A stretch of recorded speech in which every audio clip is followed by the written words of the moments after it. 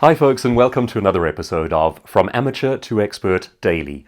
Yesterday I shared with you the first 10 of 50 ideas from the new book with Penguin on how to virus-proof your business and ensure that you survive and thrive during the COVID-19 crisis.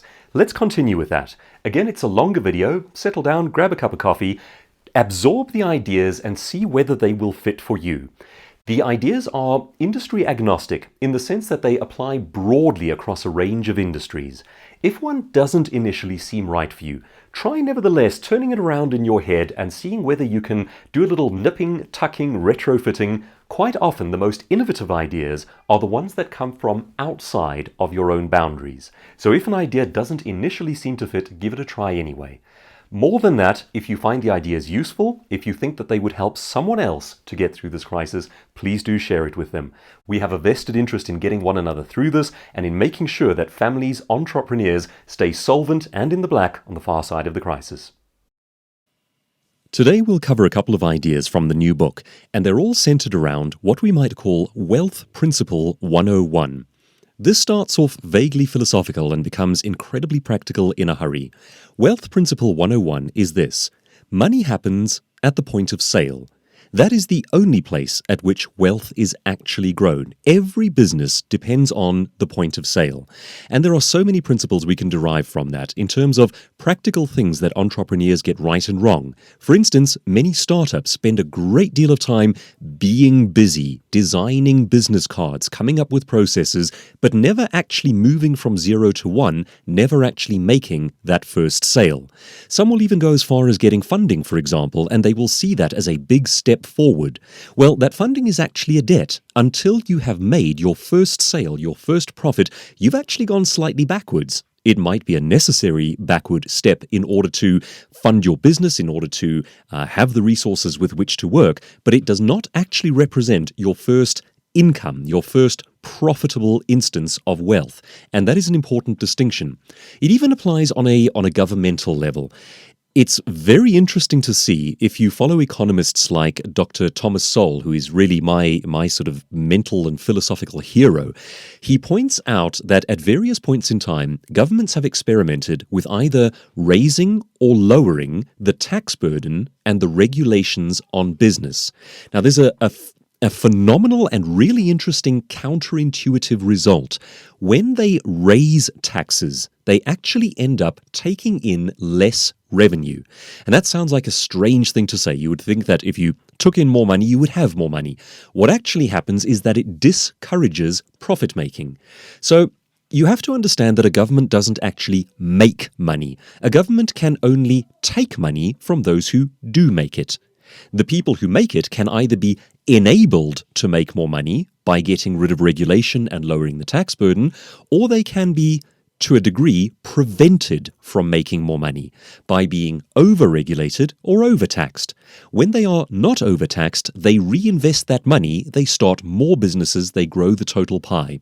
So counterintuitively, when the government actually eases up and lets go of businesses and taxes them less, they end up taking in more tax revenue.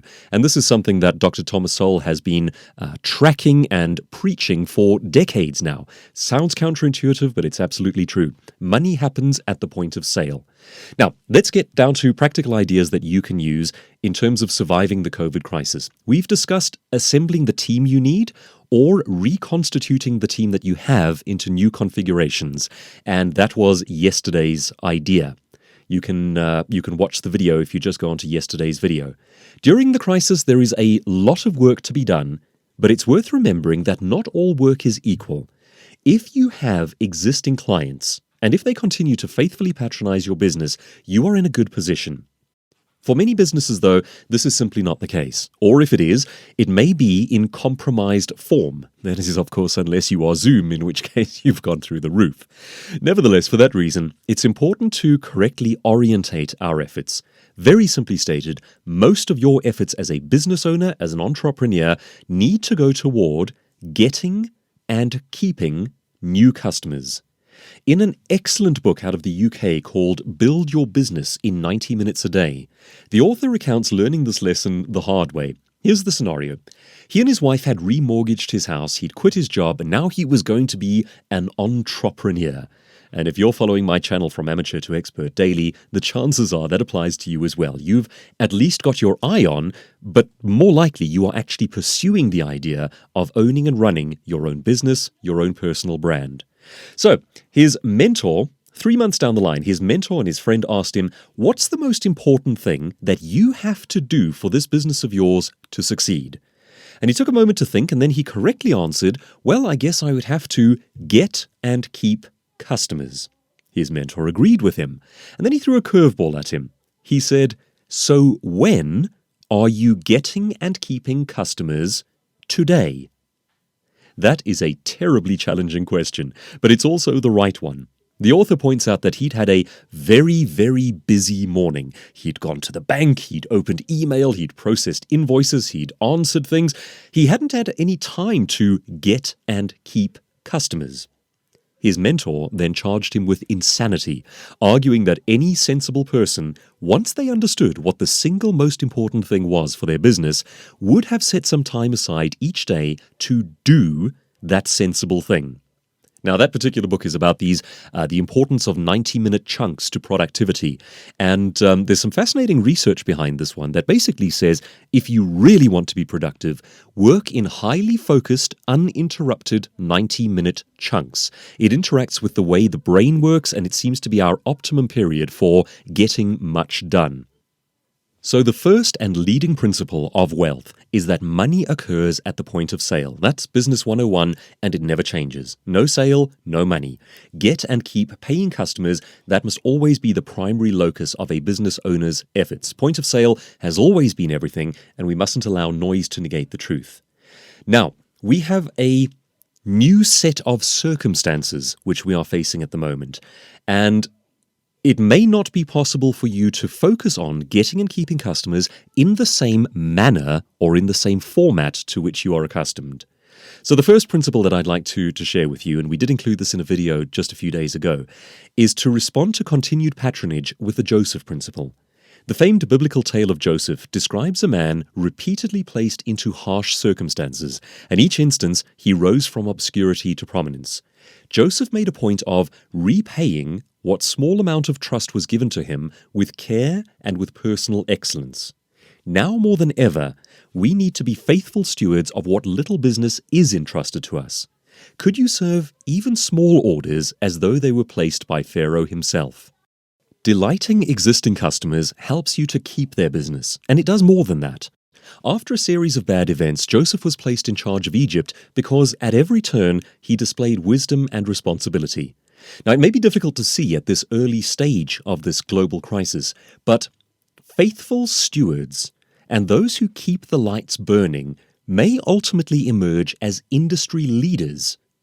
There is no doubt that hard times clear away dabblers, chancers, and anyone whose hearts were never really in it.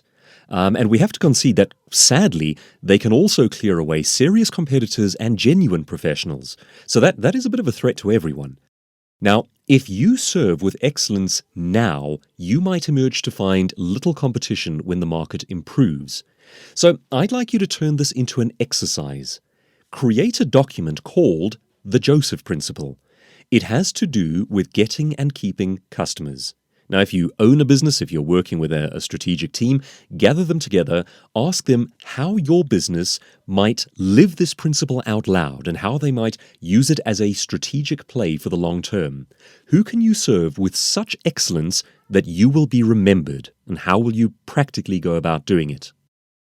So getting and keeping paying customers is everything. Point of sale and retention of existing business. If you want to take this to an even deeper philosophical level, when you study the differences between wealth and poverty, there is, fascinatingly, nothing to be learned from poverty. Poverty is zero. Poverty is starting point. Poverty equals a lack of wealth. What is interesting is studying how wealth is generated in the first place, and that always comes down to point of sale, which implies meeting the needs of other people. That is the point at which wealth is actually generated. So, getting and keeping paying customers is the whole thing. That is the core and the heart and the soul of it. And tomorrow we're going to ask the question, what is at the core of your business and what will you now be selling? During this crisis, what you sell may actually change dramatically. And in tomorrow's video, I will share some fascinating ways of recalibrating, reconstituting, and changing your offering for a different period in time. So if you haven't subscribed yet, please do. And if you find that these ideas are helping to keep you on the right path, please do feel free to share them. And as I work with Penguin on the global launch of the new book, How Your Business Can Survive the COVID Crisis, if you have a media outlet and you would like an interview, I would love to share these ideas with your listeners, with your viewers. Please just drop me an email, info@douglaskrugerspeaker.com, and we'll share the ideas broadly. We have a vested interest in keeping one another going. If you're enjoying these daily videos on how to position yourself as an expert, do remember that you can go a step further now. The book Own Your Industry, How to Position Yourself as an Expert is now available as a course.